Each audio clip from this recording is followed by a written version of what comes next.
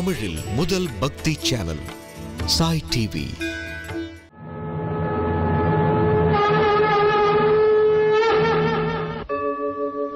यदा यदा हि धर्मस्य ग्लानिर्भवति भारत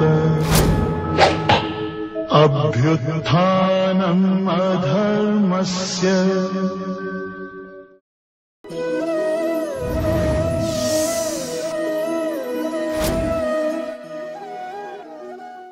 ओम प्रपन्न पारिजाताय तोत्र वेत्रैकपाणये ज्ञानमुद्राय कृष्णाय गीतामृतदुहे नमः. ओम मूर्ति எல்லாம் வாழி எங்கள் மோன குருவாழி அருள் வார்த்தை என்றும் வாழி அன்பர் வாழி பராபரமே. ஓம் சர்வேभ्यो சத்குருभ्यो நமோ நமः. ஹரி ஓம்.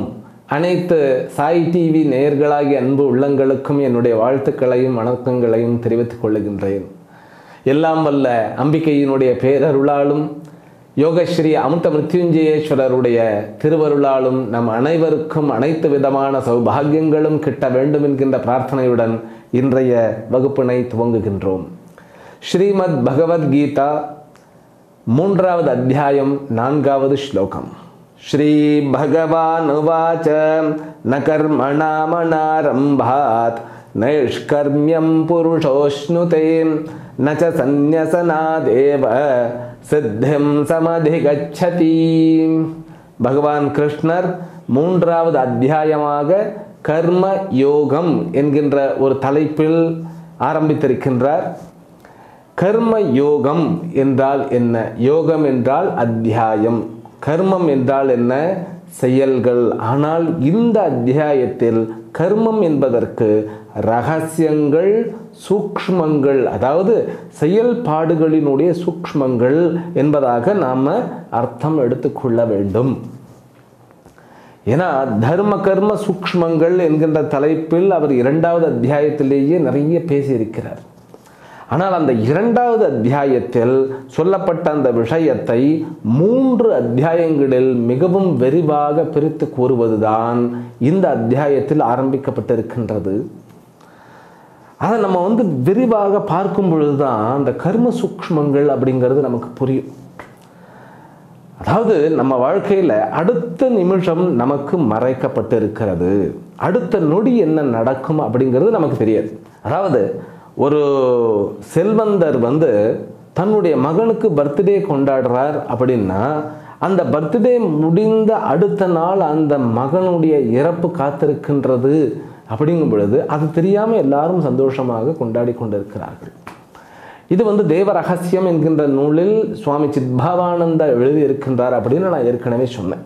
அடுத்த நொடி, அடுத்த நாள் நமக்கு மறைக்கப்பட்டிருக்கின்றது. அது மறைக்கப்பட்டிருக்கின்றதா அல்லது அதை புரிந்து கொள்ளுகின்ற அளவுக்கு நமக்கு சக்தி இல்லையான்னு நம்ம பார்க்கணும். அப்புறம் இந்த கர்மம் தான் என்ன? இந்த கர்மம் அப்படிங்கிறது என்ன?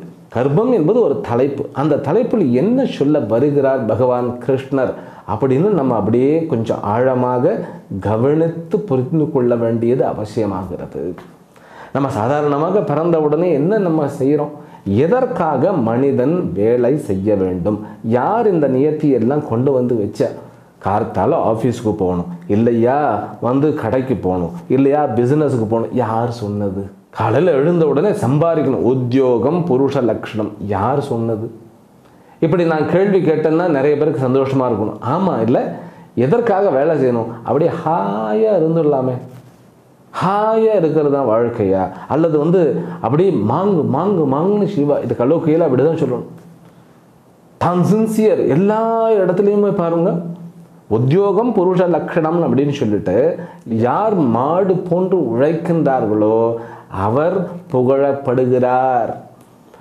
யாராவது 20 மணி நேரம் தொடர்ந்து வேலை செய்கிறாரப்பா அப்படிங்கிறது புகழ்றது. யாராவது அவர் ஒரு நாள் ஃபுல்லுமே ஆஹா 10 மணி நேரம் காலையில் பகல் அப்படியே தூங்கிட்டே கிடக்கிறார், என்ன ஒரு அற்புதமான ஒரு சாதனை அப்படி சொல்லுகிறார்களா? இல்லை. வேலை செய்யணும், வேலை செய்தால்தான் மதிப்பு அப்படின்னு சொல்லி சிறு வயதிலிருந்தே இந்த கர்மம் அப்படிங்கிறத ஒரு தவறான ஒரு முறையாக நம் குழந்தைகளினுடைய மனதில் நாம் புகுத்துகின்றோம். கர்மம் என்பது பனிஷ்மெண்ட் கிடையாது, கடமை என்பது பனிஷ்மெண்ட் கிடையாது. அப்போ கர்மத்திற்கும் கடமைக்கும் என்ன வித்தியாசம் அப்படின்னா, கடமை என்பதும் ஒரு கர்மமே. நம்ம விரும்பி ஒரு விஷயத்தை செய்யணும்னு நினைப்போம், விரும்பலைன்னாலும் ஒரு விஷயத்தை செய்துத்தான் ஆக வேண்டும் என்கின்ற ஒரு கட்டாயம் இருக்கும். அங்கே தான் நமக்கு ப்ராப்ளம் வருகிறது. நான் எதை விரும்பினாலும் அதை செய்வதற்கு எனக்கு சக்தியும் மனோசக்தியும் எவ்வளவுதான் களைப்பாக இருந்தாலும் தனக்கு பிடித்த செயலை செய்வதற்கு உடனே ஒரு உத்வேகம் நமக்கு கிடைக்கிறது, அதில் ஒரு உற்சாகம் கிடைக்கிறது. அதுதான் கர்மத்தினுடைய இயல்பும் கூட. நமக்கு பிடிச்சதுன்னா எதை மட்டும் நம்ம செய்வோம், பிடிக்கலையா சீக்கிரம் அந்த களைப்பு இன்னும் அதிகமாக களைப்பாயிடும். அப்போ மனதிற்கும் இந்த கர்மத்திற்கும் ஏதோ ஒரு சூக்ஷ்மம் இருக்கிறது. இப்போ இந்த செயல்கள் அப்படிங்கிறத ஒரு தலைப்பாகவே கொண்டு வருது. அது பிறந்ததிலிருந்து இறக்கிற வரைக்கும் நம்ம என்னென்ன செயல்கள் செய்கின்றோம் அப்படிங்கிறத ஒரு தலைப்பாக, அதே போல் நம்ம சரீரத்தில் நம்முடைய கட்டுப்பாட்டிற்கும் மீறி சில செயல்கள் நடந்து கொண்டே இருக்கின்றன. உதாரணத்துக்கு ஒவ்வொரு மனிதனும் மூச்சு வாங்கி, அதாவது இந்த பிரீதிங்னு சொல்லுவோம் இல்லையா, அந்த மூச்சு காற்று சுவாசமானது உள்சென்று வெளியில் வருகிறது இல்லையா, இந்த சுவாசமானது தானாக நிகழ்கிறது, ஹிருதயம் தானாக துடிக்கிறது, நுரையீரல்கள் தானாக செயல்படுகின்றன. செரிமானம் என்பது நம்முடைய கையில் அல்ல, எதை கிடைச்சாலும் வாங்கி ஸ்வாலோ பண்ணி கொடுறோம் இல்லையா, ஸ்வாஹா போட்டு விடுறோம். ஆனாலும் அது செரிக்கிறது, அது முடிஞ்ச வரைக்கும் செரிப்பதற்கு முயற்சி செய்கிறது. அப்போ உடலினுடைய இயக்கங்கள் தன்னுடைய கண்ட்ரோலுக்கு அப்பாற்பட்டு இருக்கிறது அப்படின்னா அது ஒரு விதமான கர்மம்.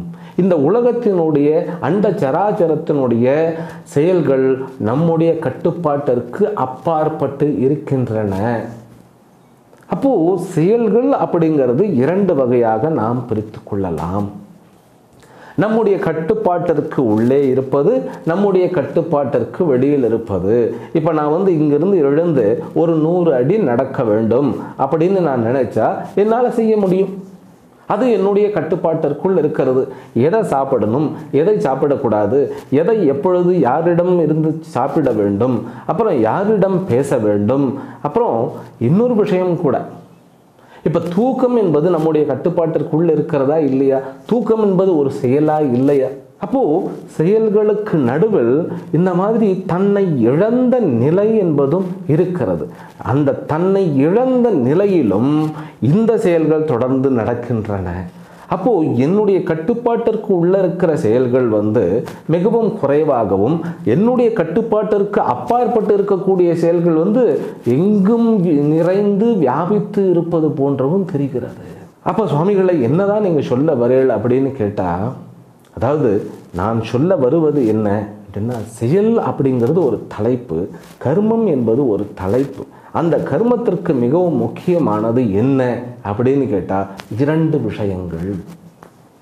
ஒரு விஷயம் என்னன்னு கேட்டால், ஒவ்வொரு செயலிலும் அதற்கென்று ஒரு விருப்பமானது தேவைப்படுகிறது.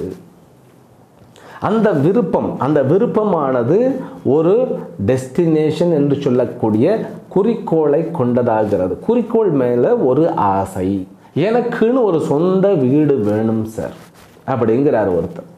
அந்த சொந்த வீடு வேண்டும் என்கின்ற அந்த குறிக்கோள், அந்த ஆசை, குறிக்கோளை கொண்ட அந்த ஆசையானது உந்து சக்தியாக, அந்த ஆசை எப்படி வருகிறது அப்படின்னு கேட்டால், தன்னுடைய தாய் தந்தையர் சொந்த வீடு இல்லாமல் அவஸ்தைப்படுவதை பார்த்து நமக்காவது ஒரு சொந்த வீடு வேண்டும், என்னுடைய தாய் தந்தையரை நான் என்னுடைய வீட்டில் வைத்து பாதுகாக்க வேண்டும் என்கின்ற அந்த ஒரு உந்துதல்.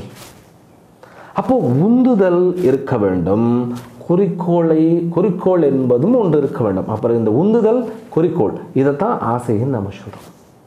இந்த உந்துதல் பயத்தினால் உந்தப்பட்டு, பிறகு என்ன, கோபத்தினால் உந்தப்பட்டு ஆசையினால் உந்தப்பட்டு கர்மமானது செய்யப்படுகிறது. அப்போ ஒரு விஷயம் நான் கேட்பது, நம்ம சம்பாதிப்பது எதற்காக? பயத்தினால் உந்தப்பட்டா, ஆசையினால் உந்தப்பட்டா, அல்லது கோபத்தினால் உந்தப்பட்டா? அதனால தான் வீத ராக பய குரோதா அப்படின்னு சொல்லி எதிர்காலத்தில் சொல்லுவார். பகவத்கீதை சொல்கிறது உன்னுடைய கர்மத்திற்கு காரணம் இந்த 3 விதமான உந்துதல்கள் தானேப்பா அப்படின்னு சொல்கிறது. நம்மளால் மறுக்க முடியுமா? மறுக்க முடியாது. நம்ம வேலை செய்வதில் நமக்கு இஷ்டம் இருக்கிறதான்னு கேட்டால் நமக்கு குழம்பிடும். நான் வேலை செய்யணுமா செய்யக்கூடாதுன்னு. தனக்கு பிடித்த வேலைகளை செய்வதற்கு நமக்கு இஷ்டம் இருக்குது. அதனால தான் இந்த சண்டேக்காக அத்தனை பேரும் காத்துக்கிட்டு இருக்கோம்.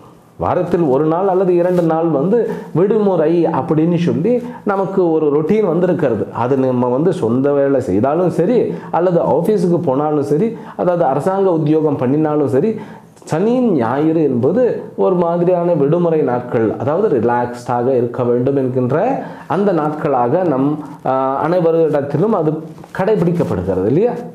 ஆனால் அந்த சாட்டர்டே சண்டேல எத்தனை பேர் நினைத்தபடி அப்படியே ரிலாக்ஸ்டாக இருக்கிறார்கள்னு கேட்டால் மிகவும் குறைவான எண்ணிக்கையே. அன்னைக்கு தான் நிறைய ப்ரோக்ராம் போட்டு ஒரேடியாக பண்ணிட்டு டயர்டாக வரும். ஆனால் அந்த களைப்பு உண்மையிலேயே பிடித்த காரியத்தை பண்ணினா களைப்பாக இருக்கும். அப்போ ஒரு காரியத்தை நான் தொடர்ந்து பண்ணினா பிடித்த காரியமும் பிடிக்காத காரியமாக போய்விடுகிறது. அப்போ இதெல்லாம் புரிந்து கொள்வதற்கு கொஞ்சம் கிளிஷ்டமாக இருக்கிறது. அது அத்தனையும் தெளிவுபடுத்துவது தான் பகவானுடைய இந்த டீச்சிங். ரொம்ப ஜாக்கிரதையாக புரிந்து கொள்ள வேண்டும்.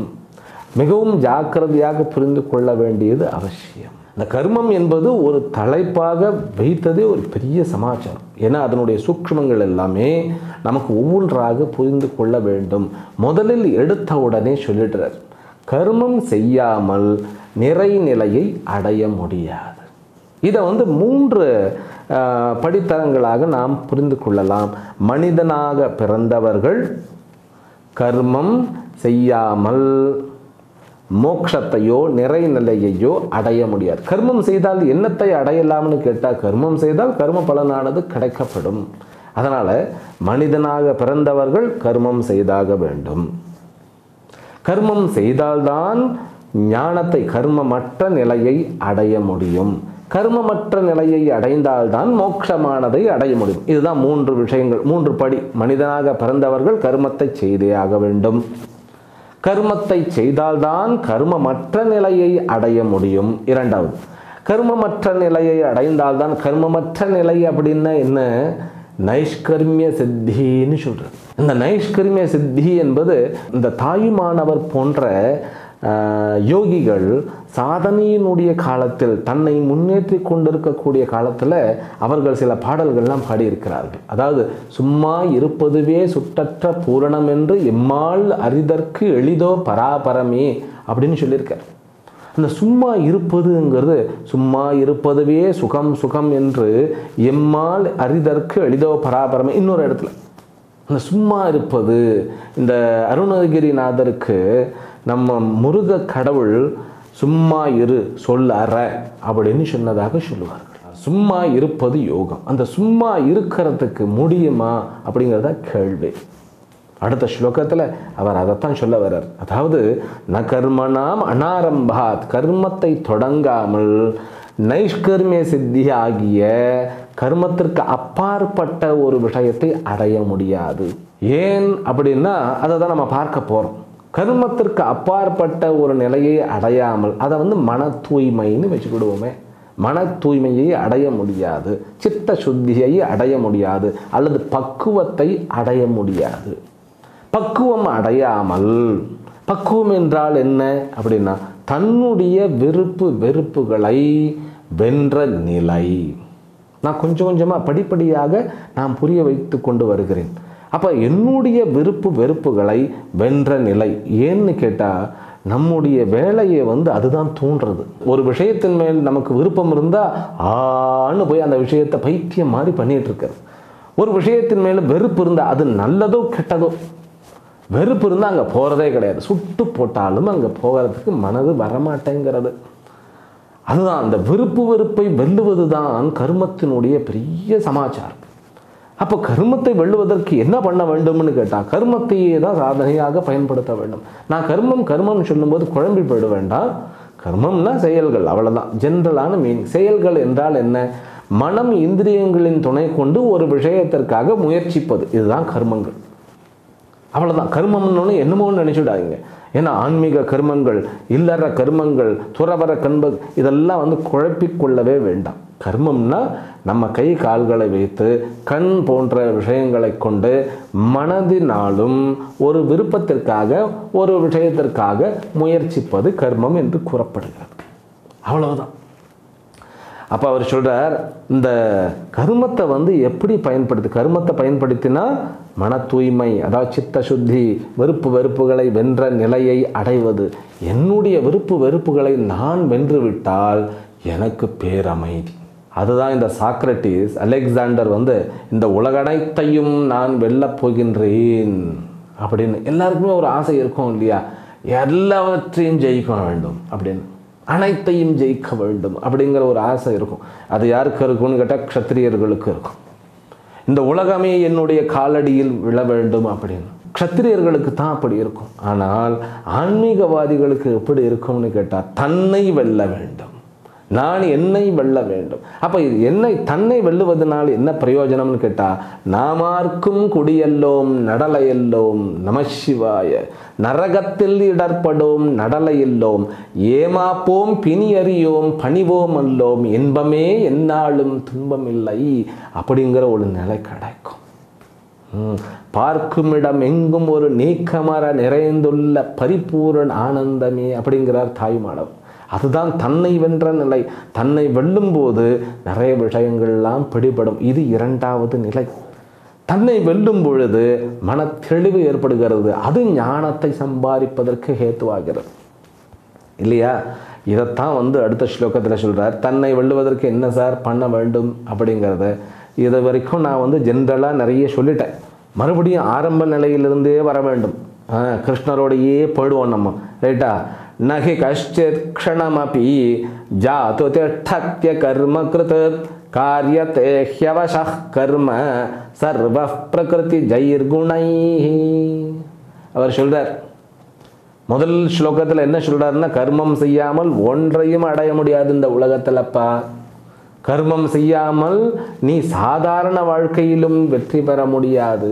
கர்மத்தில் ஈடுபடாமல் ஆன்மீக வாழ்க்கையிலும் வெற்றி பெற முடியாது அப்படின்னு சொல்லி ஒரேடியாக அடித்தார் போன ஸ்லோகத்தில். ஏன் அப்படி சொல்லுகிறார் அப்படின்னா, இந்த அர்ஜுனனுக்கு ஒரு ஆசை நமக்கெல்லாம் வரும் இல்லையா? வீட்டில் திருமணம் பண்ணினதற்கு அப்புறம் இல்லை அதற்கு முன்பு 1008 கடமைகள் இருக்குது. அப்பா அம்மாவை பார்த்துக்கிடணும், குழந்தைகளை பார்த்துக்கிடணும், மனைவியை பார்த்துக்கிடணும், சொசைட்டியில் நல்ல பேரோடு இருக்கணும். அது மட்டும் இல்லை, செல்வந்தனாக இருக்க வேண்டும், அத்தனைக்கும் பதில் சொல்லுகின்றவனாக இருக்க வேண்டும். ஒரு வீடு கட்டணும், அந்த வீட்டு கட்டினா அதை பராமரிக்கணும். அதில் கரண்ட் பில் இருக்கிறது, தண்ணி பில் இருக்கிறது, வீட்டு வரி இருக்கிறது. அது இல்லாமல் ஒவ்வொரு வருஷமும் மராமத்து இருக்கிறது, அதை பெயிண்ட் பண்ணணும். 1008 வேலைகள். ஒரு சொந்தத்தில் குழந்தைகளை படிக்க வைக்கணும், அவர்களுக்கு வேலை வாங்கி கொடுக்கணும். அது இல்லாமல் அவர்களுக்கு திருமணம் பண்ணி கொடுக்கணும். அந்த திருமணம் பண்ணினா அந்த சம்பந்தார் வீட்டு விசேஷத்துக்கெல்லாம் போகணும். அத்தனை விஷயமும் பார்த்தா ஒரு கட்டத்துக்கு மேலே அப்படியே கட்டி போட்ட மாதிரி தண்டனை மாதிரி இருக்கும். எங்கேயாவது ஓடி போயிடணும்னு தோணும். அப்போ தான் இந்த ரிஷிகேஷ் எல்லாம் அப்படியே ஒரு மாதிரி நம்ம கண்களை கவரும்.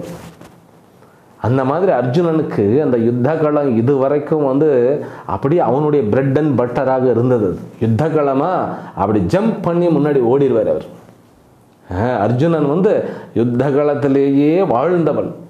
ஆனால் அந்த யுத்த களமானது கசக்கிறது, வேண்டாம் என்று தோன்றுகிறது, எங்கேயாவது ஓடி போயிடணும். அதனால் ஒன்றும் பண்ணாமல் இந்த சந்நியாச வாழ்க்கை அப்பொழுது தான் அவருக்கு அப்படியே கவர்ச்சிகரமாக இருக்குது. சந்நியாச வாழ்க்கைங்கிறது தன்னை வெல்லணும் இல்லையா? உலகத்தை வெல்றது ரொம்ப ஈஸி, தன்னை வெல்றது தான் பெரிய சமாச்சாரம். உலகத்தை வெல்றதுக்கு விதவிதமான ஆயுதங்களை சம்பாதிச்சு, பணம் பதவி பட்டம் முதலியவைகளை சம்பாதிச்சு, கொஞ்சம் சிந்தனையை அதிகமாக திங்க் பண்ணி, சில பேர்லாம் மனப்பாடம் பண்ணியே மற்றவர்களை உருட்டிடுவான், மிரட்டிடுவான், பணத்தை வச்சு மிரட்டிடுவான். இந்த மாதிரியெல்லாம் பண்ணினா உலகத்தை ஜெயிச்சிடலாம். தன்னை எப்படி வச்சு எதை வச்சு உருட்ட மிரட்ட முடியும்? எல்லாம் முன்னாடி வந்து நிற்கும். நம்ம கர்ம பலன் அத்தனையும் முன்னாடி வந்து நிற்கணும். கொஞ்ச நேரம் அமைதியாக உட்கார்ந்து மெடிடேஷன் பண்ணணும்னு ஆரம்பித்தா அப்போ தான் மனசு வந்து அந்த எல்லாம் என்ன ருத்ர தாண்டவம் ஆடும். தந்தை விடுறது தான் ரொம்ப கஷ்டம். அதனால் இவர் என்ன சொல்லிட்டாருன்னு கேட்டால், அர்ஜுனனுடைய மென்டாலிட்டியை புரிஞ்சுக்கிட்டார். அர்ஜுனுடைய மென்டாலிட்டி என்ன? இங்கேருந்து ஓடி போயிடணும். இந்த சன்னியாச வாழ்க்கையில் ஒரு டியூட்டியும் இல்லை. நல்லது. இந்த சன்னியாசிகளை பார்த்தா எல்லாருக்கும் ரொம்ப பிடிக்கும். ஏன் ரொம்ப பிடிக்கும்னாக்கா, அந்த நிலை எந்த டியூட்டியும் இல்லை, மனுஷனுக்கு கவலையே இல்லை பாரு, பாடி அப்படின்னு. சில பேருக்கு கடுப்பாக இருக்கும், எல்லாத்தையும் இந்த வயசுலேயே உதறிட்டு பாரு, உதவாக்கரையாக இருக்கிறதுன்னு. ஏன்னா நான் முதல்ல சொன்ன மென்டாலிட்டி, வேலை செய்கிறவன் தான் வந்து பெரிய ஆள், வேலை செய்கிறவன் தான் உத்தியோகம் புருஷ லட்சணம் அப்படின்னு சொல்லி தவறுதலாக கொடுக்கப்பட்ட விட்டது. நான் சொல்கிறது கவனமாக புரிந்து கொள்ள வேண்டும். சுவாமிஜி வந்து வேலை செய்கிறவாளெல்லாம் கிரிட்டிசைஸ் பண்ணுறாருன்னு சொல்லிடாதீங்க. உத்தியோகம் என்பது அடிமை போல அல்ல. சில பேர்லாம் பண்டிகை என்றும் வீட்டில் இருக்கக்கூடிய மனைவி மக்களுடன் சந்தோஷமாக இருக்கிறத விட்டுட்டு பண்டிகை அன்னைக்கும் கடையை, அதாவது ஷாப்பை வந்து ஓப்பன் பண்ணி வச்சுக்கிட்டு அந்த ஏதோ கர்ம யோகி மாதிரி உட்கார்ந்துக்கிட்டு இருப்பான். இதுதான் தவறு. கர்மத்திற்கு அடிமையாகக்கூடாது. ஏன்னா அதுதான் நேஷ்டு. அவர் சொல்கிறது, உன்னால் கர்மம் பண்ணாமல் இருக்க முடியாது, ஒரு க்ஷணம் கூட இருக்க முடியாது. கர்மம் இல்லாமல் நீ இல்லை. நீ மட்டும் இல்லை, இந்த அண்ட சராச்சரங்களும் கர்மத்தினால் இயக்கப்படுகின்றன.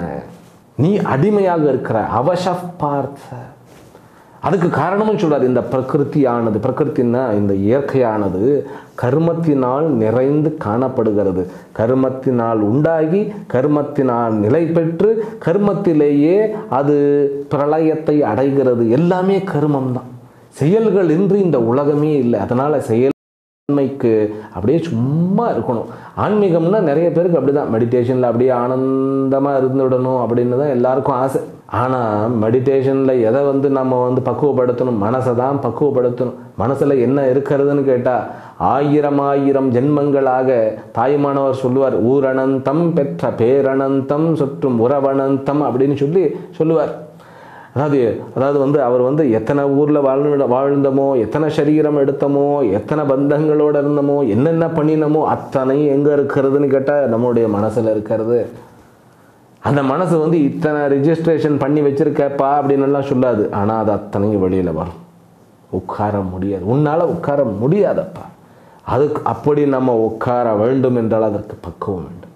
நகி கஷ்டித்து, ஒரு காலம் ஒரு க்ஷணமும் சொல்றார், க்ஷணமபி ஜாத்து திஷ்டதி அகர்ம கருத்து. கர்மம் இல்லாமல் ஒரு க்ஷணம் கூட ஒரு உயிரும் இந்த அகிலத்தில் இருக்க முடியாது என்பது சத்தியம். கர்மயோகத்தை படிப்பதற்கு முன்பு இந்த உண்மையை புரிந்து கொள்ள வேண்டும். நீ வந்து தூங்கும் போதும் கூட உன்னுடைய செரிமானம் முதலிய அத்தனை விஷயங்களும், இரத்த ஓட்டம் முதலிய அத்தனையும் ஓடிக்கொண்டிருக்கிறது. அப்படிங்கும்போது என்ன போய் பண்ணுறது? சுவாமிகளே, ஒருத்தர் இறந்து விட்டால் அங்கே கர்மம் கிடையாது இல்லையா அப்படின்னா, இல்லை, இவர் இறந்துட்டா மற்ற அத்தனை பேரும் ஆக்டிவாக ஒர்க் பண்ணுவான். எதற்கு? இவரை அப்புறப்படுத்துறது. ஆனாலும் இவர் இறந்த பிறகு இந்த இயற்கையினுடைய இந்த பஞ்சபூதங்களும் இவருடைய உடலில் உட்புகும். அங்கு வேறு மாதிரியான அந்த டீகம்போஸ்ன்னு சொல்லுவா இல்லையா, உடல் அழுகுவது, தன்னுடைய முகமெல்லாம் பார்த்தீங்கன்னா விகாரமாயிடும். அங்கு வேறு மாதிரியான செயல்கள் நடக்க ஆரம்பித்து விடும். அதனால் இந்த உலகமானது இயக்கம். கர்மம் என்றால் கிரியேஷன், சிருஷ்டின்னு அர்த்தம். சிருஷ்டி கர்மம் இரண்டும் ஒன்று. கர்மம் இல்லாமல் ஒன்றுமே இல்லை. ஏன்னா எல்லாமே கர்மத்தினுடைய பலன். அதைத்தான் சொல்கிறார் அவர். சூச்சகமாக என்ன சொல்லிட்டார்னு கேட்டால், எல்லாரும் பொம்மலாட்டத்தை போன்று ஆட்டுவிக்கப்படுகிறார்கள் அடிமைன்னு சொல்லிட்டார். டீசெண்டாக எப்படி? சார், நீங்கள் வந்து கர்மத்திற்கு அடிமை. நீங்கள் மட்டும் இல்லை, நானும் அடிமை, அனைவரும் அடிமை. கர்மத்தினால் ஆட்டுவிக்கப்படுகிறோம். அந்த கர்மத்தினுடைய அந்த கயிறு நூல் யாரிடம் இருக்கிறதுன்னு கேட்டால், பிரகிருதி தத்துவத்திடம் இருக்கிறது. பிரகிருதி என்றால் என்ன? இயற்கை அப்படின்னு சொல்லி இப்போ புரிந்துக்குவோம்.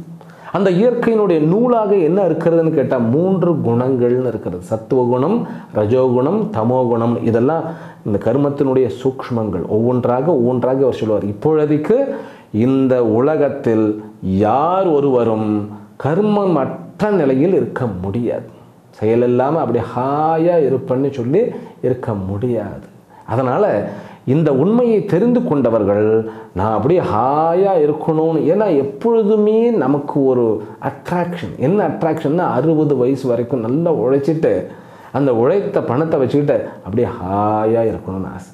ஹாயாக இருந்து என்ன பண்ணுவேன்னு கேட்டால் தெரியாது. ஹாயாக அப்படியே ஒரு பீச்சில் ஒரு தீவில் ஒரு வீடை வாங்கி அந்த வீட்டை வந்து நல்லா சேஃப்டி ஆக்கி குழந்தை மக்கள் எல்லாரையும் விற்றுட்டு இந்த சொசைட்டியே வேண்டாமையா, அப்படியே பிக்கல் பிடுங்கள் இல்லாமல் அமைதியாக இருப்போம்.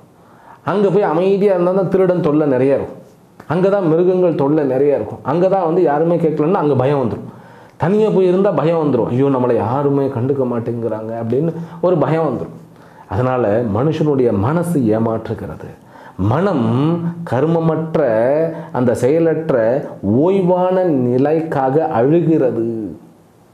ஆனால் அது முடியாது என்பது தெரிந்து கொள்வதில்லை. அதைத்தான் இந்த ஸ்லோகத்தில் சொல்றார். எப்பா, மனசு கர்மத்தினுடைய இயல்பை புரிந்து கொள்ளாமல் உன்னை ஏமாற்றுகிறது, ஓய்வுக்காக இயங்குகிறது. உண்மையிலேயே ஓய்வு என்றால் என்ன, அதை புரிந்து கொள்ளாமல் நம்ம இந்த விஷயத்தை அணுக முடியாது. ஓய்வு என்பது என்ன? சுவாமி விவேகானந்தர் சொல்லுவார், ஒரு வேலை, அதாவது மூளை வேலை, அதாவது வந்து பிரெயின் ஒர்க் நிறையா இருந்தால் அவருக்கு அந்த வேலையை விட்டுட்டு ஃபிசிக்கலாக ஒர்க் பண்ணினா அது வந்து ஓய்வுங்கிறார் அவர்.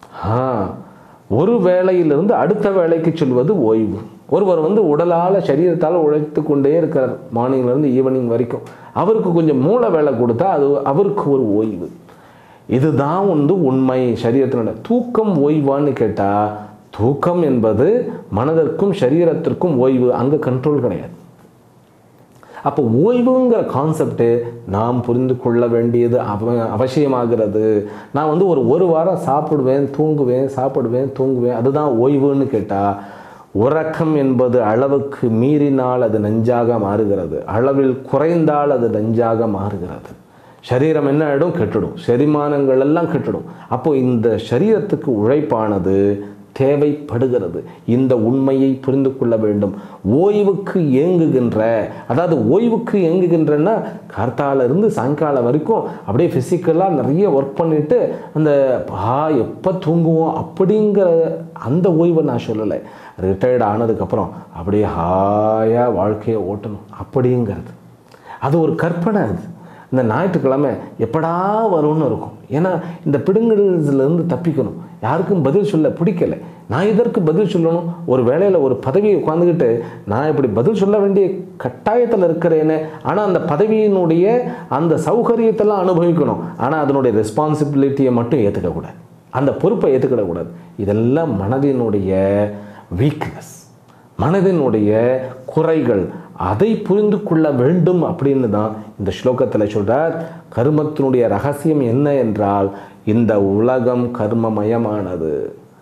எந்த ஒரு உயிரும் செயலிலிருந்து தப்பிக்க முடியாது.